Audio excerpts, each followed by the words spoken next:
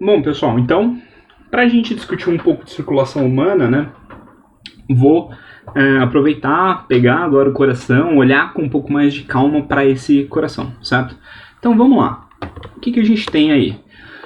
A gente tem o átrio direito, o átrio direito, o ventrículo direito, o átrio esquerdo aqui em cima e o ventrículo esquerdo, tá? O átrio, ele é uma região que ele recebe o sangue de qual vaso seja, tá? De qual veia seja. Então, seja a veia cava aqui na direita, sejam as veias pulmonares aqui na esquerda, tá? Esse átrio, ele vai encaminhar o sangue para o ventrículo, então existe uma contração desse átrio que leva o sangue para esse ventrículo, tá? E aí o ventrículo, ele é responsável por ejetar esse sangue para o resto do corpo, certo? Então, seja, por exemplo, para a artéria pulmonar, que vai levar isso até os pulmões, seja para a artéria aorta, que vai levar isso para o resto do corpo, tá? Isso acontece de forma o quê? Sincrônica, né? Então, o átrio direito e átrio esquerdo se enchem ao mesmo tempo, enchendo o ventrículo esquerdo e o ventrículo direito ao mesmo tempo, tá? O ventrículo direito e o ventrículo esquerdo, não sei se falei errado antes, certo? E aí, uma coisa que a gente pode observar é a presença, né? Aqui tá como válvula, o mais correto é a gente chamar de válvula, tá, gente? Mas, ó, a válvula atrioventricular, então que fica entre o átrio e o ventrículo. E a do lado direito é chamada também de tricúspide, né? Porque tem 3 estruturas. E a gente tem uma válvula que é a semilunar, que fica entre o ventrículo direito, deixa eu trocar aqui o pointer, entre o ventrículo direito e a artéria pulmonar, certo? Você vai ver que entre o ventrículo e a artéria aorta, eu também tenho uma válvula semilunar, tá? Então esse nome é igual para a mesma. E aqui eu tenho uma válvula atrioventricular entre o átrio esquerdo e o ventrículo esquerdo, que é a válvula também chamada de bicúspide, porque tem só 2 estruturas, né? Então está separado em 2 aqui, certo? Aqui a gente também consegue ver uma estrutura, né, que ele deixou muito clarinha, mas é essa estrutura aqui no meio que é responsável pelo batimento ou pela ritmicidade do coração. Mas a gente vai chegar lá, vamos com calma, certo? E por que eu vou falar vamos com calma? Porque a próxima figura vai assustar um pouco, tá? Então tem um monte de nome aí, certo? Mas vamos para as partes mais importantes, tá? Então, vamos lá. A gente tem o átrio direito, que você pode ver, né, que chega aqui sangue por onde? Pela veia cava superior e a veia cava inferior. Bom, a veia cava superior, ela traz sangue de onde?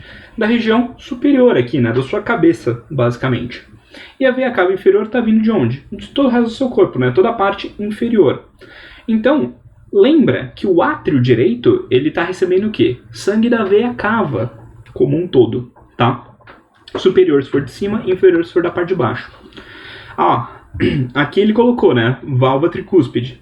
A gente tem o ventrículo direito, e do ventrículo direito a gente vai ter o quê? A ejeção pro tronco pulmonar, certo? Que vai levar aí o sangue para a artéria pulmonar esquerda, a artéria pulmonar direita, que vai, né, irrigar os seus 2 pulmões, vai fazer as trocas ali. Dos pulmões, isso volta, né, pelas veias pulmonares.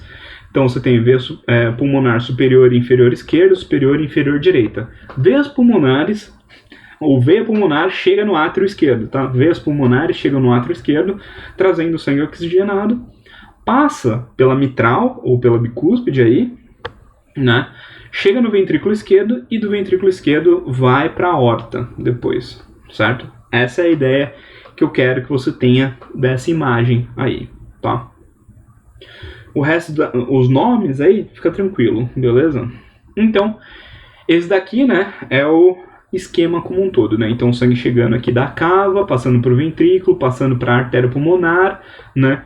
Vindo pela veia pulmonar para o ventrículo, para o átrio esquerdo, passando para o ventrículo esquerdo e depois para a aorta, né? Isso daí leva para o resto do corpo. Bom, e aí a gente tem o quê? A gente tem 2 momentos distintos, né?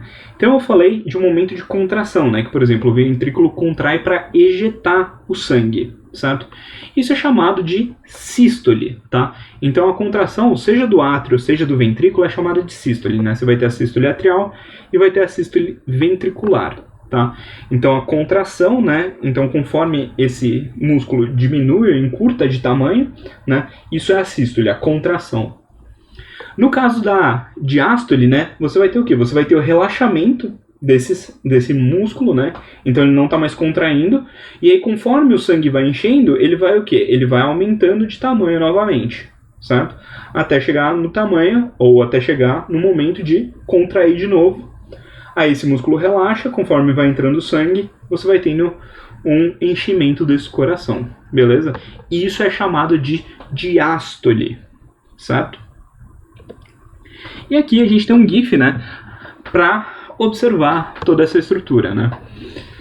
Então vamos lá, você tem uma primeira contração aqui dos átrios, e você pode ver que nessa contração do átrio você tem essas válvulas, né, entre o átrio e o ventrículo abertas, certo?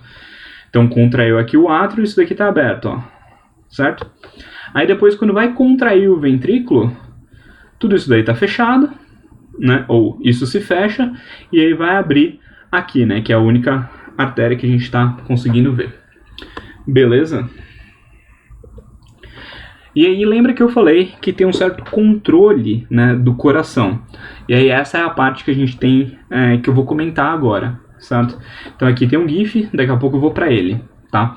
Mas o que acontece? O nosso coração, ele tem algumas fibras que elas não vão contrair. Então são fibras musculares modificadas que têm capacidade de se autoexcitar e propagar essa excitação, né, fazendo com que as outras fibras musculares contraiam. Então elas funcionam de forma muito parecida com o neurônio aí, certo? Então você vai ter uma excitação, né, dessa região que vai propagar esse impulso para essa outra região, para essa outra e para essa outra.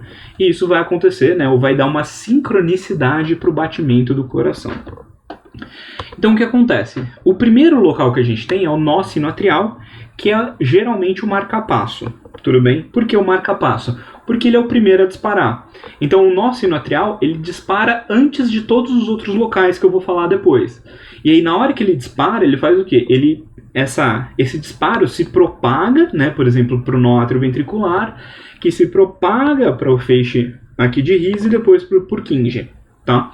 Então você tem o que? Você tem uma excitação aí de forma coordenada, rítmica. E conforme esse nó sinoatrial dispara, ele vai disparando todos os outros, né? Por isso que ele é chamado de marca-passo. Aí. E aí quando você tem, por exemplo, o marca-passo artificial, ele está fazendo basicamente esse processo, né? Ele está disparando um sinal para o resto das fibras em um certo intervalo de tempo. Tá? Bom, então esse é o nosso primeiro nó, é o sinoatrial, ou marca-passo, e aí ele vai ser o primeiro a disparar.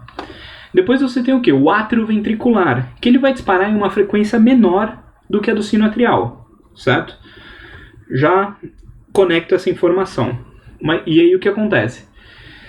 Depois eu tenho as fibras de His, que disparam em uma frequência menor do que o átrio ventricular, e ali embaixo eu não vou levar a setinha para lá, porque senão vai subir a faixa, né? Eu tenho as fibras de Purkinje. E o que acontece? As fibras de Purkinje ela tem uma frequência menor, que é de His, que tem uma frequência menor do que o átrio ventricular, uma frequência menor que o sino atrial, certo? E por que isso é interessante? Bom, se o marca-passo ele dispara e ele dispara todas as outras, ok, sem problema nenhum. Mas vamos supor que, por algum motivo, você teve uma lesão nessa região do seu coração e o nó sinoatrial ele foi lesionado e não dispara mais.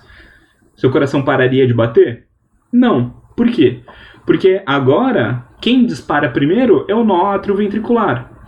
Então ele dispara, que vai estimular as fibras de His, que vai estimular as fibras de Purkinje, e o seu coração vai continuar com essa ritmicidade. Certo? Então eu tenho aí um sistema de falha, né? Então se eu perdi, por exemplo, o sino atrial por qualquer motivo, o nó atrioventricular vai ser aquele que dispara mais rápido, né? E aí ele vai estimular o resto. Perdi o atrioventricular, as fibras de His vão continuar aí com uma certa ritmicidade. Certo? Então vamos supor, o nó sinoatrial, aqui ele dispara uma vez por segundo. Então você tem aí uma frequência de 60 disparos em um minuto. O átrio ventricular, ele dispara um pouquinho menos, então ele dispara 55 vezes a cada minuto, certo? Então ele é um pouquinho mais lento. E a fibra de His, por exemplo, dispara em 40, certo?